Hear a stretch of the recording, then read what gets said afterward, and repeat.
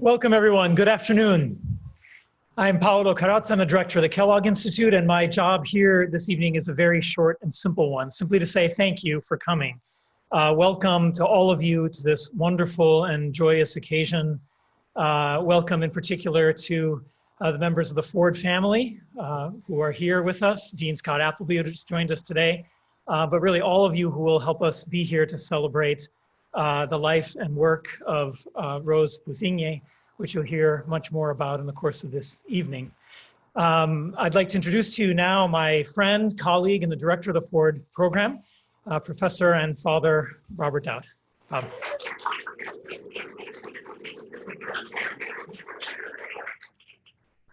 Well, thank you, Paolo, and thanks everybody. Thanks for being here today on this steamy Thursday afternoon. We'll be wishing for weather like this in just a few weeks, but it's great to see you all and great to be together here. You know, the Ford program was founded about 11 years ago, and it was founded thanks to the generous support of Doug and Kathy Ford. And we really are grateful that Kathy is here representing the Ford family together with her granddaughter Tuesday. But Kathy, would you mind standing up? And Tuesday, why don't you stand up as well? Let's thank you both.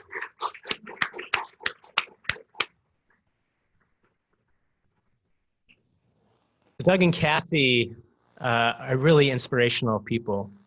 They wanted to turn Notre Dame outward in new ways, in ways that promote a vision of human development that transcends material wealth, a vision of human development that has human dignity and the integrity of all of creation at its core. The Ford program, in a special way, is dedicated to realizing this vision. It strives to engage communities in ways that help us to understand how people realize their potential. It's animated by a Catholic social tradition and the desire to inform that Catholic social tradition. Our proposition is that development process is as important as development outcomes. Our assumption is that research should humanize us all and point to how we might make the most of our potential, how we might live together in solidarity with each other, within and across the borders and boundaries that we create. So the Ford program bestows the Ford Family Award on individuals who make a substantial contribution to this vision of holistic human development, whether through research, practice, public service, or philanthropy. We've generally honored people who are pretty well known. Actually very well known. I'll just name a few. Paul Farmer. We've got 2 Nobel laureates, Amartya Sen and Muhammad Yunus, who we've honored in the past and who've been here to speak to us. However, we've decided that it's very important to use this award to, at least occasionally, honor people whose work is less well known, but remarkable. Remarkable for the ways that it transforms lives and helps people to realize their human potential. Therefore, we're really honored this year, honored in a big way to bestow this year's Ford Family Notre Dame Award on Rose Busingye. So to tell you more about Rose and her work, I want to invite Ilaria Schneider von Vortensee. Ilaria is Research Assistant Professor, Ford Family Research Assistant Professor. She works closely with the Ford program, and she's part of the Keough School of Global Affairs. So Ilaria is going to come forward just to share a few words about Rose. Ilaria.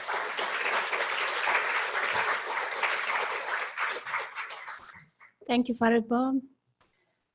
I grew up in Switzerland. When I was in primary school, my uncle, a medical doctor, worked for a period in Uganda and met Rose Busingye. And he shared with me and my family about Rose and her work. I was fascinating. Years later, when I was a student and I finally met Rose in person in Europe, was 20 years ago, I think.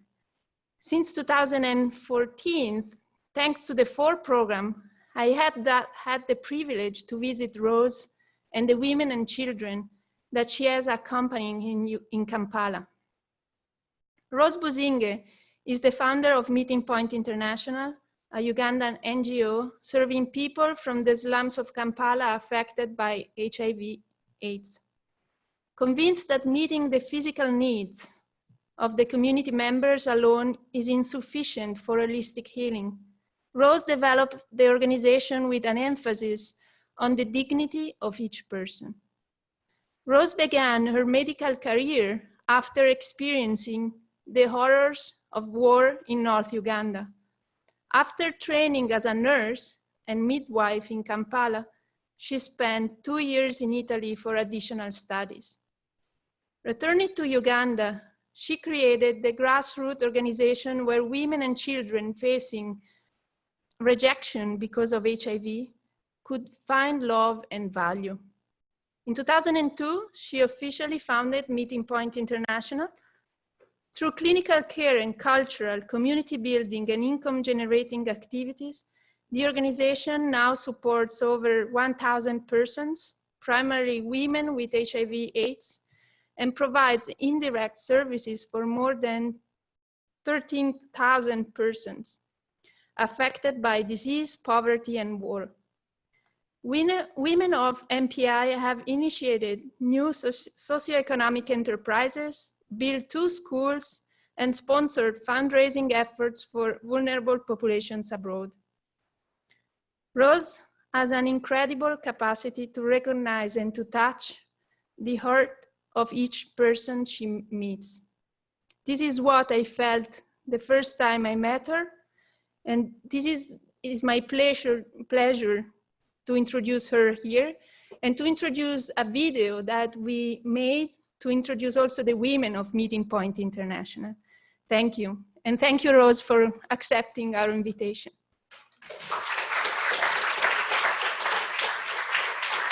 In 2001, I was abducted by rebels.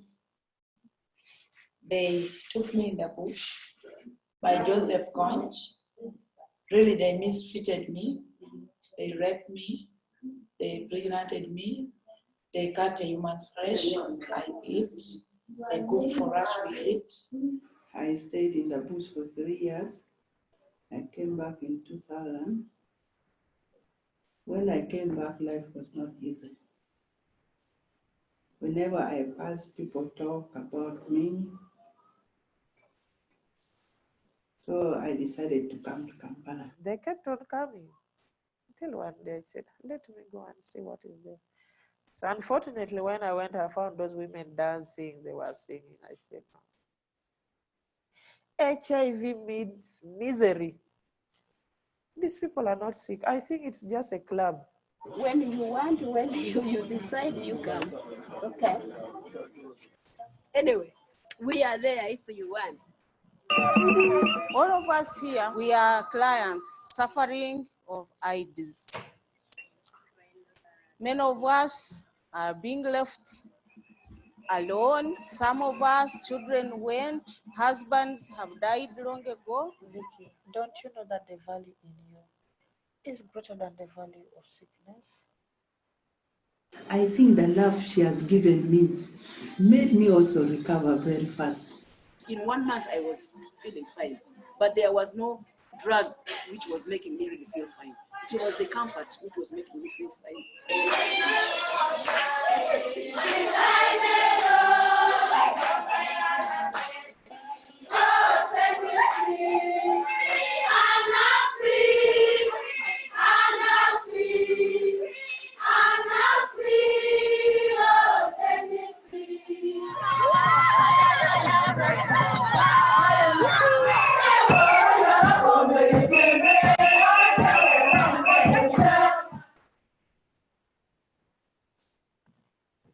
So thank you. And at this time, I just want to invite Rose to come forward, along with Dean of the Keough School of Global Affairs, Scott Appleby, to come forward.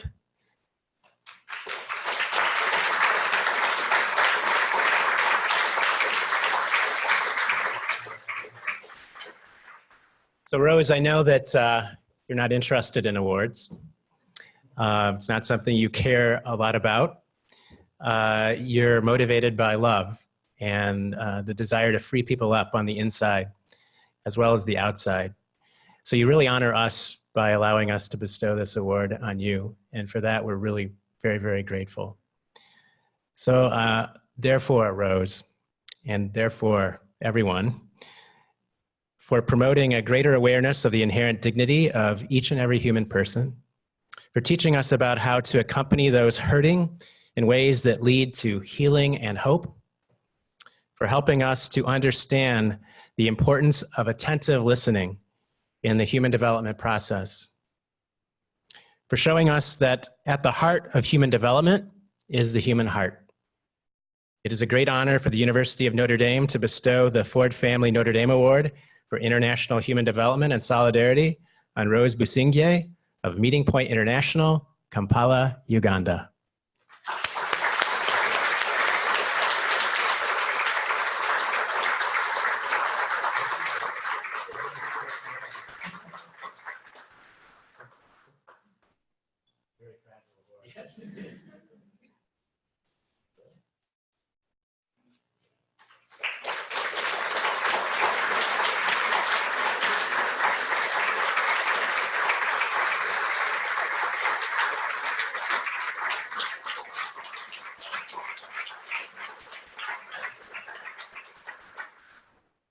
Sorry to take it away from you so soon.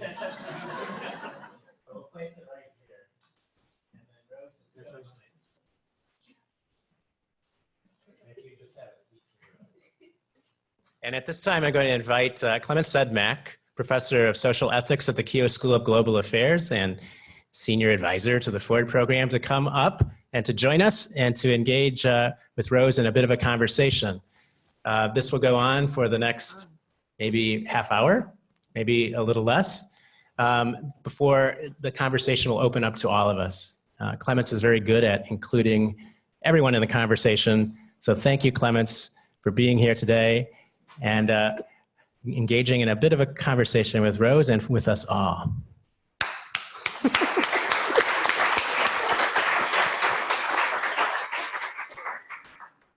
Thank you, Father Bob. Thank you, Rose. So we pretend that these people are not here. I just lost the bet. You know, I'm so proud of our dean not giving a speech. I expected our dean to give a speech at the award. And so here we are. Rose, what is going to your mind now? You saw the video. We are all touched by the video, these strong women. When you think of the women, what goes to your mind now? I think about myself because I desire that joy, that happiness to be also mine. I don't need to be sick so that I get that joy. I desire it first of all for me and for you. And when you have the joy in yourself, you can give it to others. Yeah, you can give it to the others. The joy is already there. As you heard about what they are talking about, is that they are not defined by the sickness, by the poverty. They are defined by the value, the importance that I don't give it myself to them. It's something that the originally it was there. They were created with it. It's something that if it was to be given by somebody just like that, then you wouldn't be happy. But it's something that originally is there. We at the Ford program are interested in integral human development. And one idea that we try to take very seriously is that the person is so much more than the role that she may inhabit at this moment. So a patient is so much more than a patient. And the doctor is so much more than a doctor. And your work is also a reminder of this so much more, right? Yes, we are always more than what we can imagine. We are great. The value we talk about is beyond what we can imagine. Are not values, but is a value that is in us. A value of a human person is in us. is the importance of a human person, a human being. That Father Bob can tell us more, because in the Bible it is written, you are precious In my eyes. in my eyes. Jeremiah. This is the origin of every human being. And that is what the women discovered. And they discovered that sickness and death is not the last word. It's not their definition.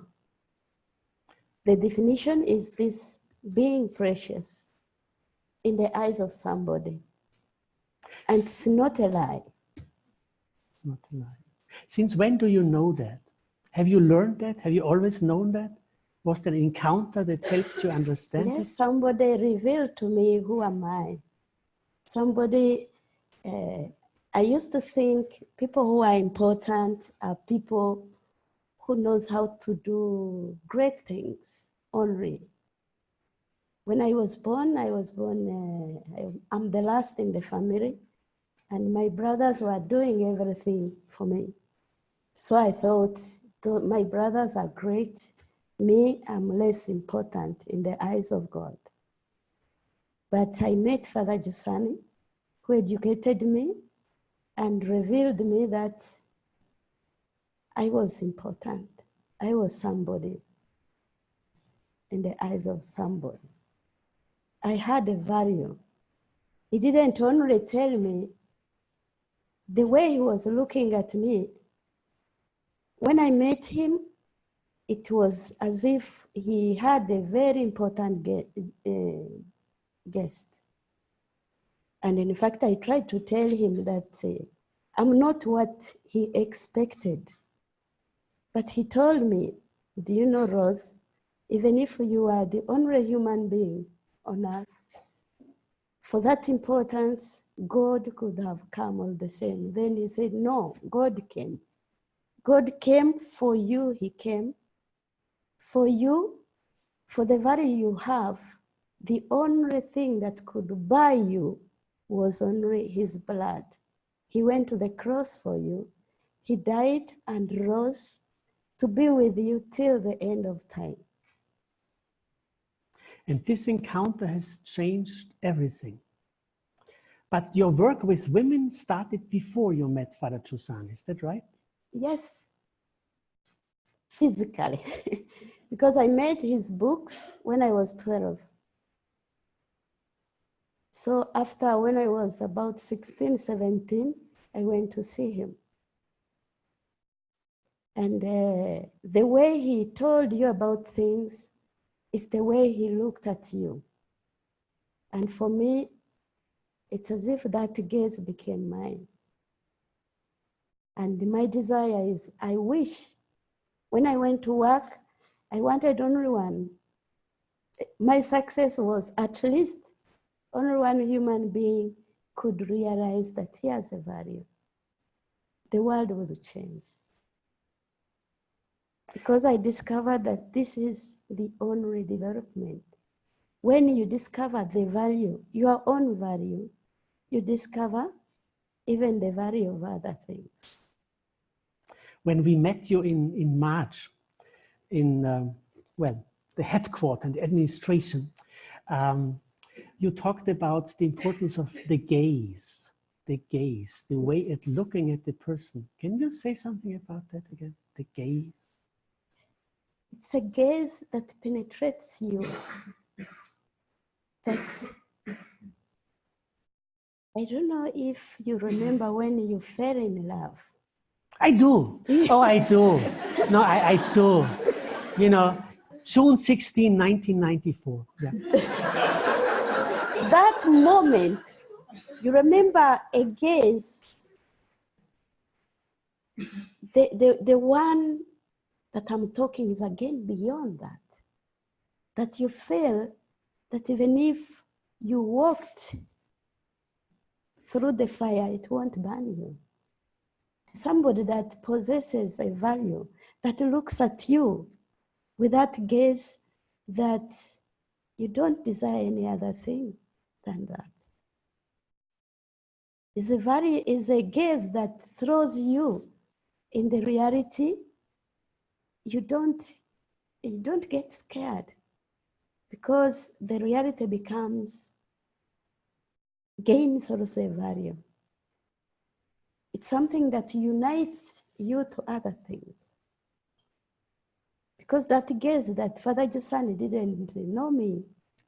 When I looked at me, who was a father, I began to talk of my sins. But when he told me, you know, that if you are the only human being on earth, then he said, no, you are that human being, because God doesn't come on earth for a gang of men. In front of God, every human being is like the only child. And this is the maker of heaven and earth. He's the one who came for me. This is a thing of another world. Did this shape your work from the beginning? How did it begin? How did you start working with women? I started working with the women in 2002. First, it was in 2001 when it was like a CBO, because I came out of the hospital. When I was working in the hospital, after encountering Father Jusani, I saw that many times we are in front of, like in the hospital, in front of a sickness, not the person with the sickness. Like you have a toothache. I'm in front of a tooth, not the person with his teeth. Even if this teeth can be cured, you don't treat a person, a piece of person. You treat a whole person. You desire that when I touch a tooth, I touch the whole person. So I remember that in the time when HIV was a problem, all the doctors, the nurses, it was as if everyone was in front of HIV/AIDS, not the person with HIV/AIDS. So these persons were just left apart, and I would feel pain, but I had nothing to do. So I decided to go out. I would visit them in my free time. Then Avis gave us funds to care for them, to buy medicines. And I thought I had solved the problem, giving them the medicine, buying food. But at a certain moment, I would give them the food. I found they have sold it for buying alcohol. I give them the medicine. For example, you give them anti-TBs. You give them the chart to sign after taking, and they were brave enough. They would sign and throw the medicine in the dustbin.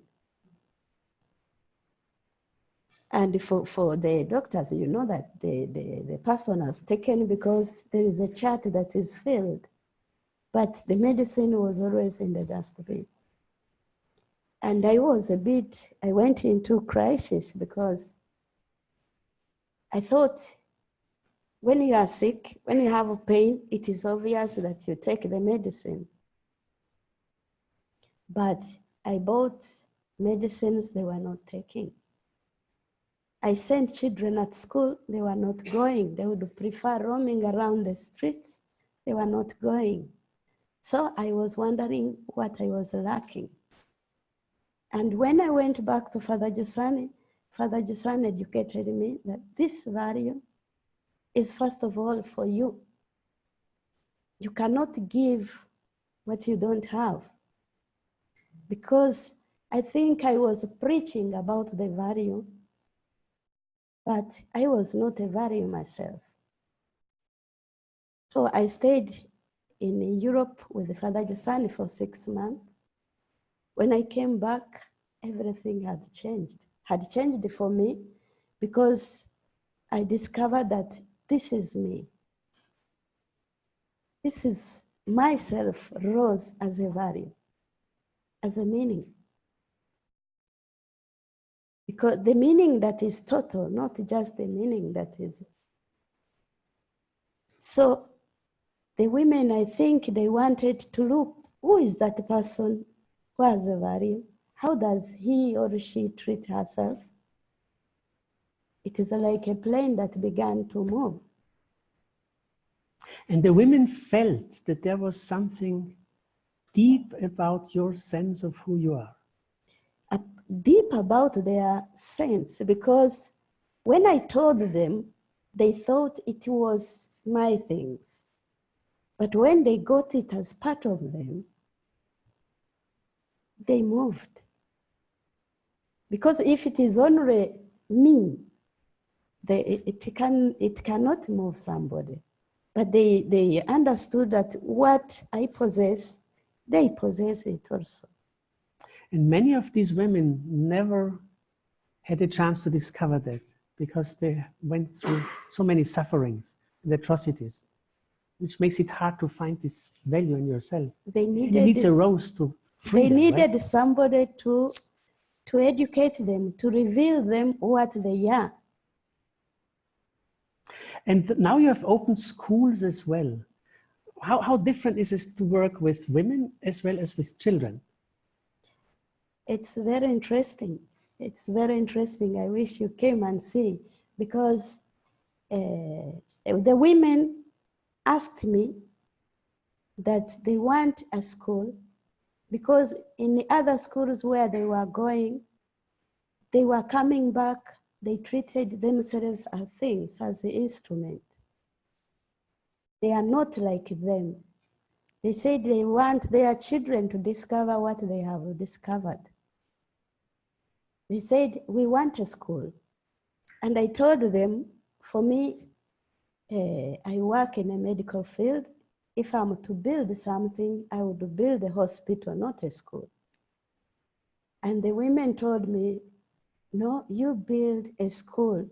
You will educate a doctor, you will educate a nurse, but we want a school where our children will learn mathematics, discovering their value. I told them, in this moment, I have no money. So they began to work. They made the necklaces with the papers, and they sold it to Italy. This is where they got the first building they built.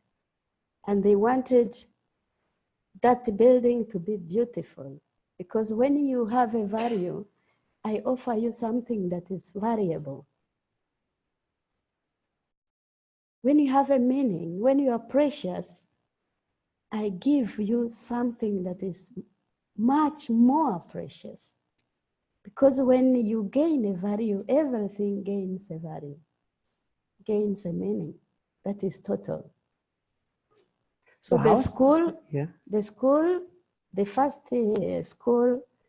first part was built by the women that sold 48,000 in Europe. That is the first. Wow. Yeah. The second was given by where there are young kids from nursery school to 12 years. The land was given by the chairman of the place. With the women, we built it together. They bring water, sand, stones. I bring cement. So it's something that we did it together. And it is something that is so interesting, because it's moving from the mother to school, from school to the mother, from mother to school, from school to mother. It's becoming a chain. Without student work, that a child learns mathematics and discovers himself. How do you do that? How do you teach mathematics in a school and all the other subjects and get this message across that the child is precious? Is it the teachers? The teachers, if you look at a child, looking that this child is precious for me, you educate him well. So do you select the teachers carefully?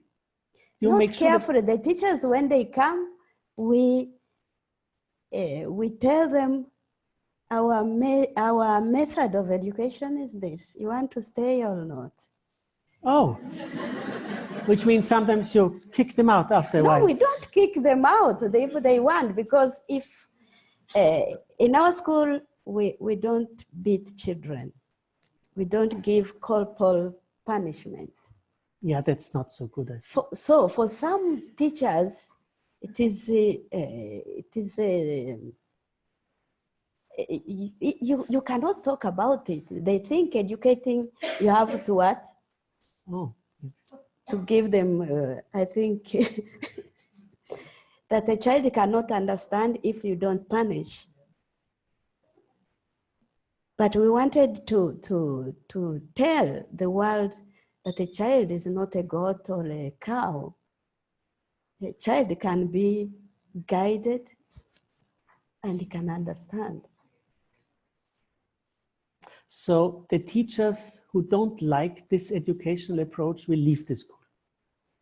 They leave or they stay and see. Surely you reach in such a beauty, you also want to see. You are so curious to see what happens. Yeah. I will tell you, the neighbors of our school, always, all other schools, they make noise. They have been peeping from the fence to see, but what is inside? Even if children are in break time, they don't make noise. So they thought there is something mysterious that is going into that school. Like how they come to spy me that I have, since I am in a relationship with the whites, maybe I have a magic medicine. There's a time the World Food Program wanted to give us food. When they found the women dancing, they said no.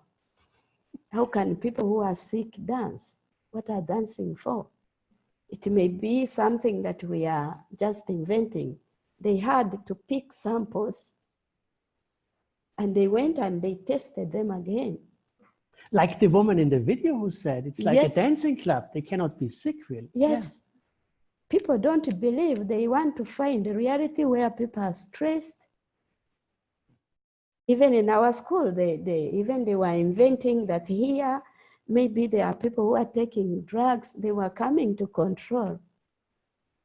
But one day, the person from the Ministry of Education came and said, when he looked around, he went back and told his office that people should come and learn from the method that Luigi Giussani High School is using.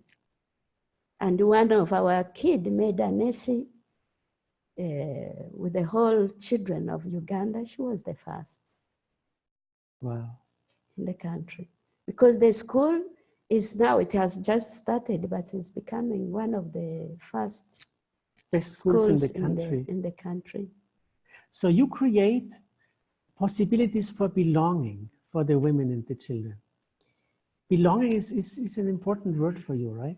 Yeah, you belong in a place where you are yourself. You discover again your meaning, your value.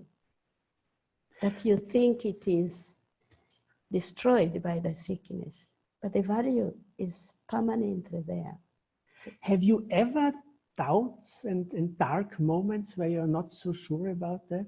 The value? No, no. Good for you. No. No, good for you. I cry, I get stressed, but not because of the value. I cry, but not like anyone else.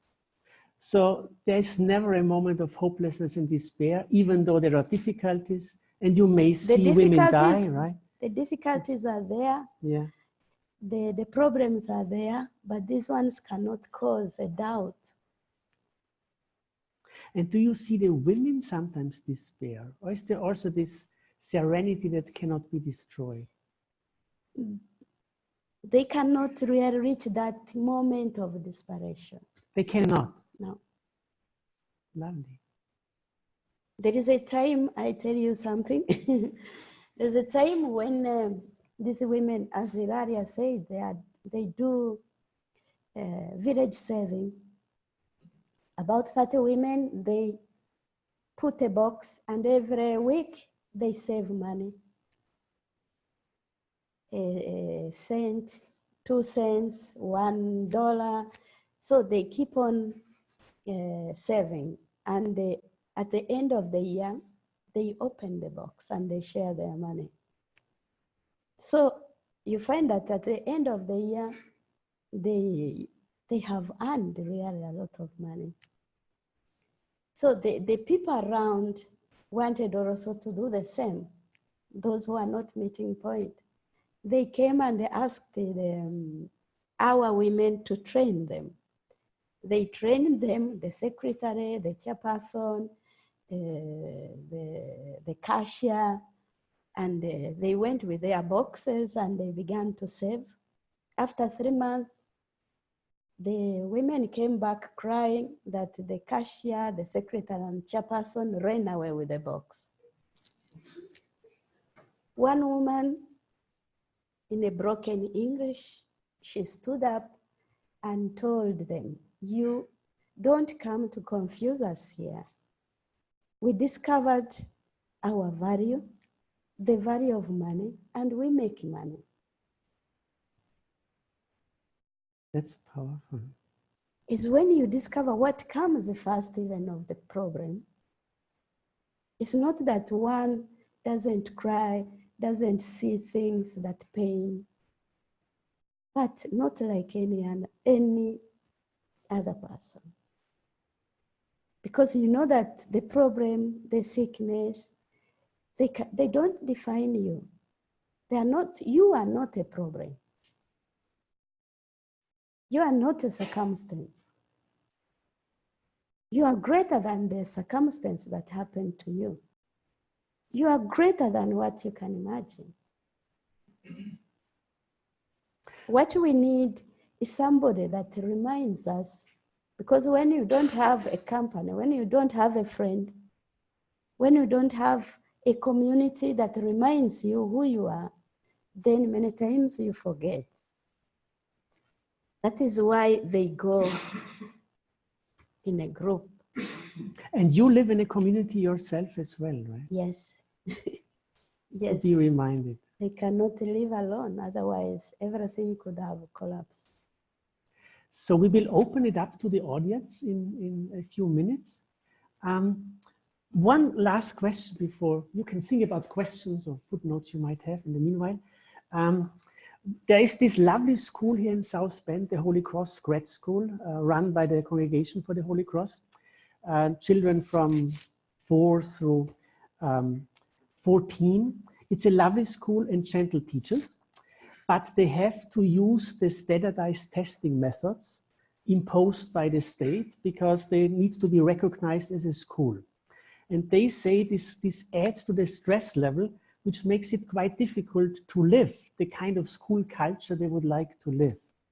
And so my question is, do you have any advice if there are these pressures from the outside which you cannot control and you still want to give the children this sense of you are precious in God's eyes? Yeah, but this, even our school is receiving all the rules, all the tests and examinations from the ministry. And the ministry is even recognizing that this method is not against the rules that are coming from the ministry. Instead, they leave it better.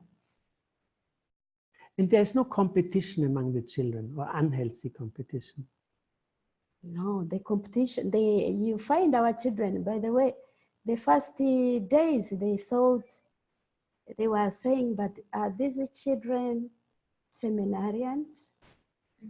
Pre-seminarians? Yeah, because like Father Bob when he was younger. The way they saw them, when they walk in groups. They walk two or three, and when there is a problem, they help each other. That's what seminary is.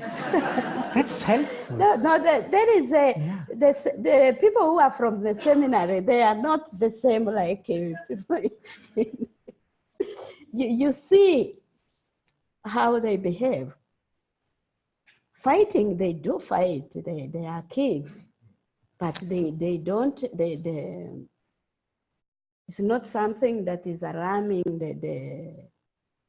Yeah, but just the fact that the teachers don't use violence, I think, makes a big difference for the culture and the spirit in the school. Yeah, every human heart needs to be treated as a human being, needs these games. It's not, it is for me, it is for you, it is for everybody.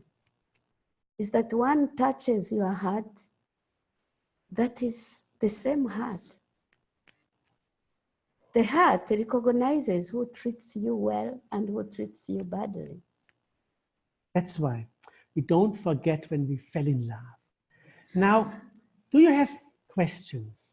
Emily will go around with a microphone. And if you want to ask a question to Rose or make a comment, Rose is a gentle person willing to answer.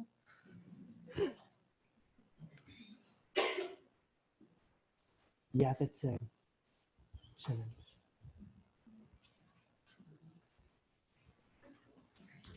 Father Emmanuel's neighbor.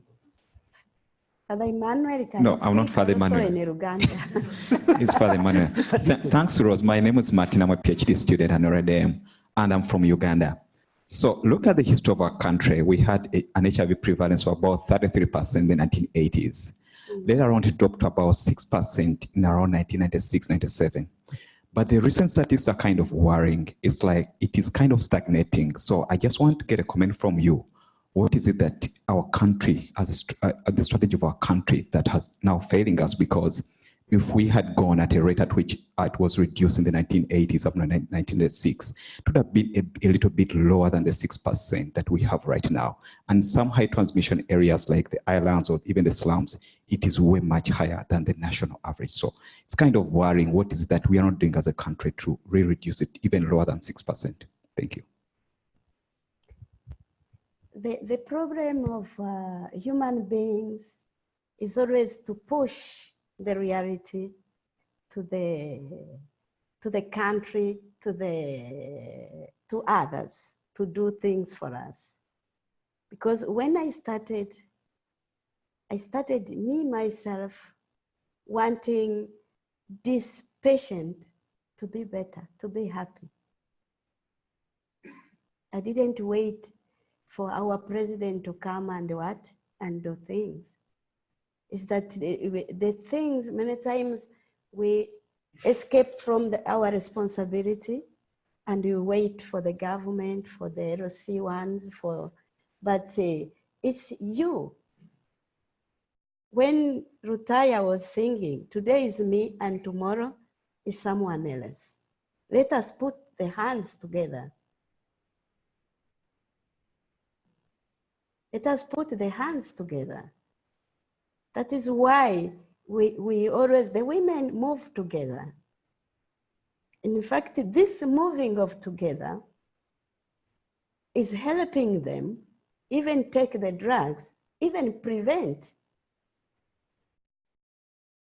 Because they don't fear that they are having sickness. They go around the bars, they tell them, we are sick. We are doing this and this. We are not defined by sickness. And people see them happy, see them even better than those who are not sick. And they are doing a work. They're not waiting what to do, the programs, the what. They are, I tell you something funny. Last, I think it's in July, they found a mother from the hospital. She's taking the drugs and she got twins. One of them was underweight, maybe because she was not feeding well. And when they gave her milk for the children, the social workers, they thought it. So the women came, they were alarmed. You see, now they have taken the children's milk. The children are not growing. You look at condemning the social workers. I had to tell them, my dear, it's not their problem. Because The social workers, they don't know what they are. They don't know the content of this child. Who are you that I give you milk? For them, this child was nothing. So if you are nothing to me, should I care for you? If I give you the injection, should I look for the best? Who are you? But when I know who you are, is that I know who I am. What I am is not different from who you are. I take care of you. Thank you. And if I can, I give you the best milk. Because for me, you are precious. I do care. But if we depend on that the government, the what brings the programs, these programs are going to work. You see, yes, we had reduced, but then why is it coming back?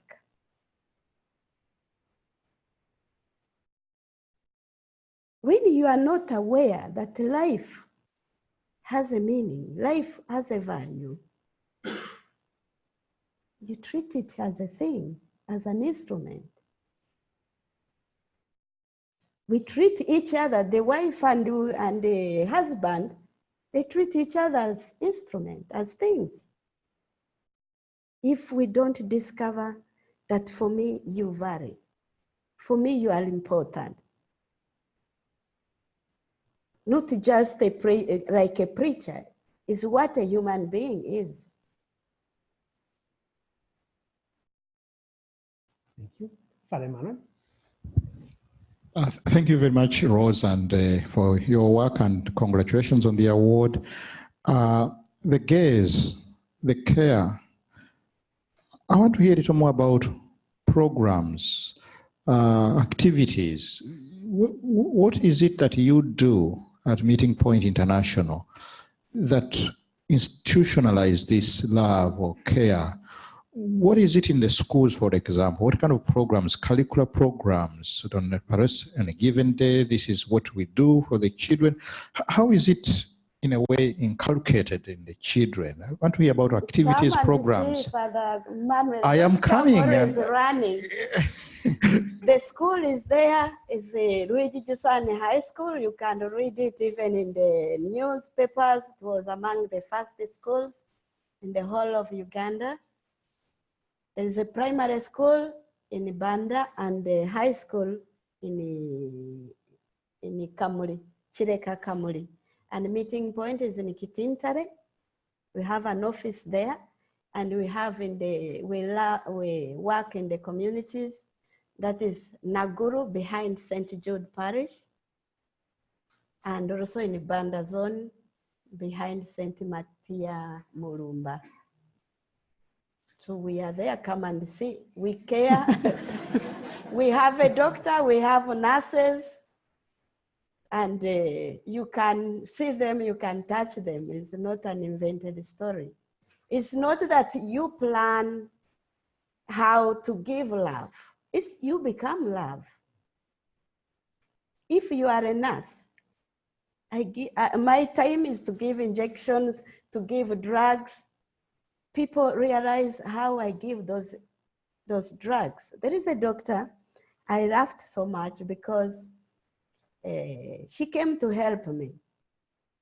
And when she went around visiting the patients, they said, you give me the medicines that Aunt Rose, they call me Aunt Rose, gives us. So she came back when she was very annoyed because all they were asking the medicine that Aunt Rose gives us. And she was saying, which kind of medicines that you are giving? And the patients are asking me to give what you give. I don't give magic medicine. It is the way. It is the way you give the medicine. And it's that love, you cannot plan love. When I planned, it was not working. I was preaching it.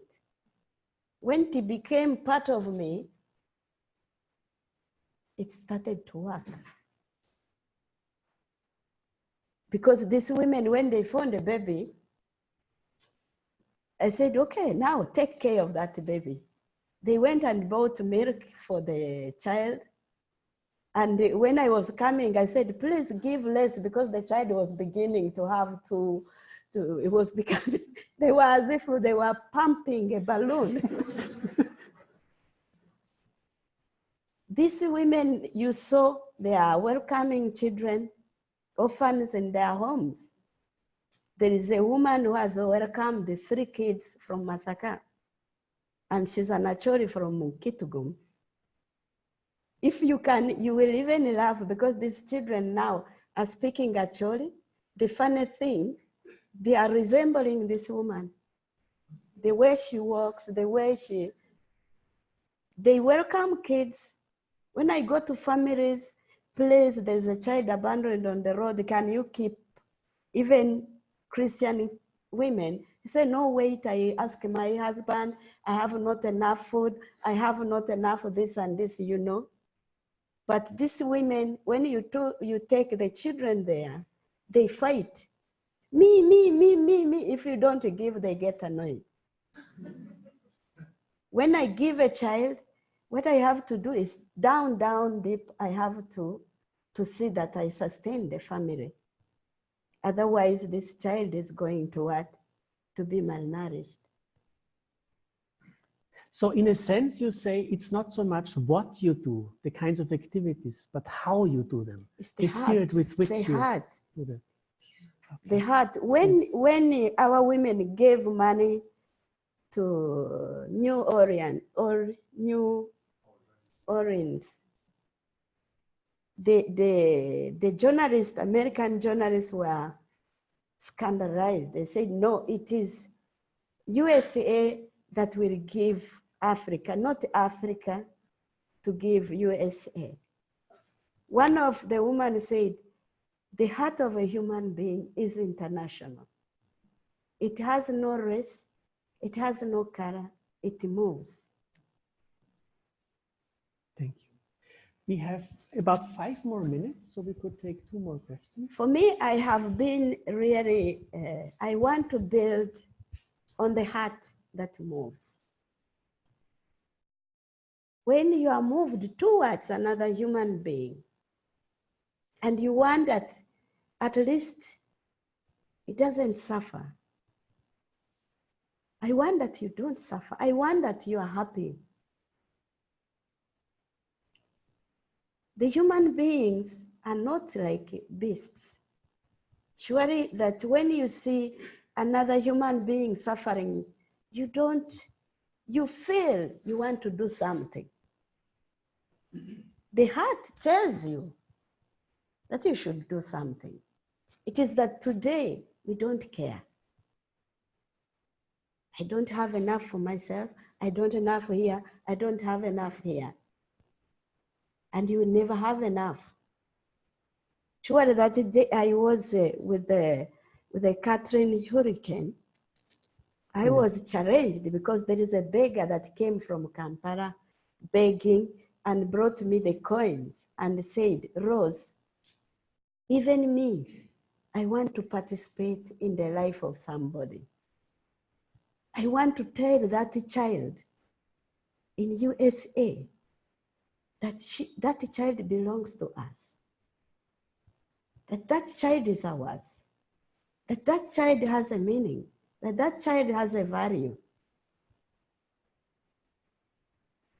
These coins of this beggar broke my heart because I had not even thought about my bag also, my coins also. I was thinking, yes, USA, they have money, they have what, they will help. And this is how we always think. Others will help. And the heart is not moved. The heart becomes so hard and it's mean. But that's so powerful that everybody has something to give. Everybody has a heart that moves. In fact, the meeting point was called international because of that. The heart of a human being is international. There's no boundaries. We have one more question here. Thank you, Rose, and congratulations upon the award. I'm Father Arthur Joseph Sembaja, an MBA student in Mendoza. In your presentation, you have talked very deeply about discovering self-human value. You've talked about the gaze of discovery, that you're precious. I've loved the way you've brought out that aspect of, I meet a sick person and I see the sickness instead of the person. I'm doing business. I meet a client and I'm interested in what this client is going to bring to table, not the person behind that. In this room, we have people who are going to move into different professions. Is there a methodology of getting us to discovering that value? Because from what you've just said a few minutes back, I realized that the discovery of self-value will naturally radiate to the others and will be contagious. Definitely we live in a world of fast things, capitalistic world and free markets and so on. But with this discovery of self, we can transform and have goodness come out. What is that at the center, at Meeting International, that you bring out to these women, to these children, to help them discover their value, that you can share with us to help us in this room and beyond to discover our value and affect the University of Notre Dame, South Bend, the USA, Uganda, and the whole world. Thank you. This could be your words for us for our journey. Rose's last words for us here in this forum. The businessman and everybody, without this self-awareness, there is no development. Everything will crush you. I'm sorry. Because you had the women, we discovered our value, the value of money, and we make money. It's not that you don't have money, it's to discover the meaning of money. But without your meaning, what is money? Without our nature needs something that goes beyond money.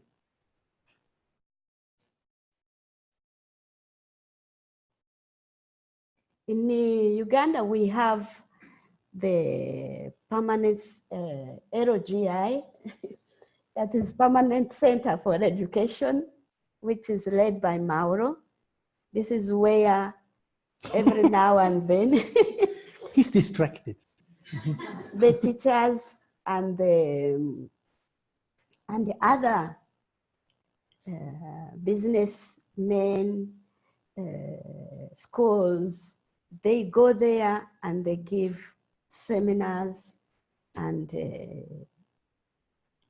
he can tell you what he does in a brief. So over the reception, he can tell us. Yes. So we have a place where we are educated. These are not, but education is telling you who you are. Without that, it's patching you knowledge that in time is going to what?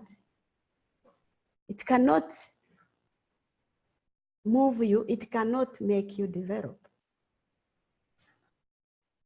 You have a lot of money there. Can it solve the problem of pain?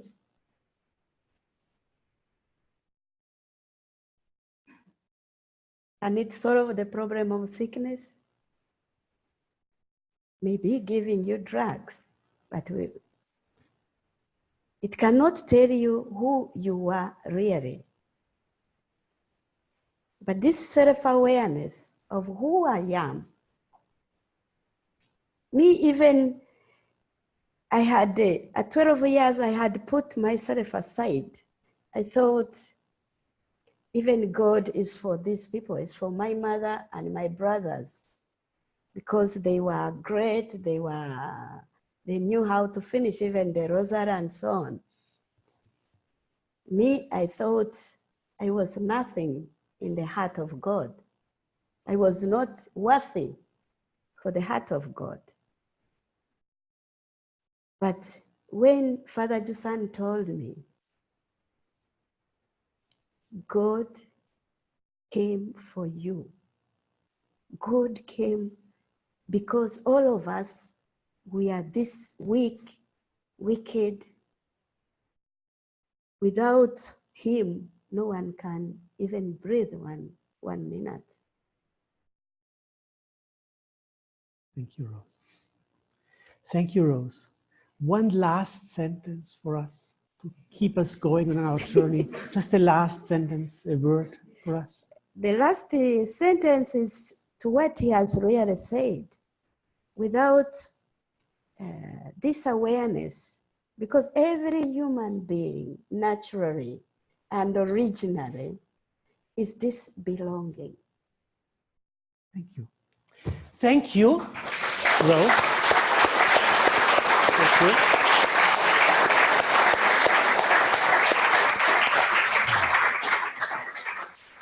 Well, thank you, Rose. Thanks for reminding us of who we really are. I think this was a tremendous reminder. Whoa, on wheels here, very mobile. But thank you for reminding us of who we really are. Thanks also for reminding us about the essential importance of inner freedom for truly human development. That's something that I take away from this conversation and something I take away from your work. So thank you so much for honoring us today with this, with your presence and with this conversation. Thank you, Clements, for leading us in this conversation. And thank you all for being here. I invite you now to a reception in the Great Hall. So please come and join us for a little drink and a little refreshment. And thank you once again for being here today. Thank you. Thank you. Thank you. Thank you. Thank you. Thank you very much.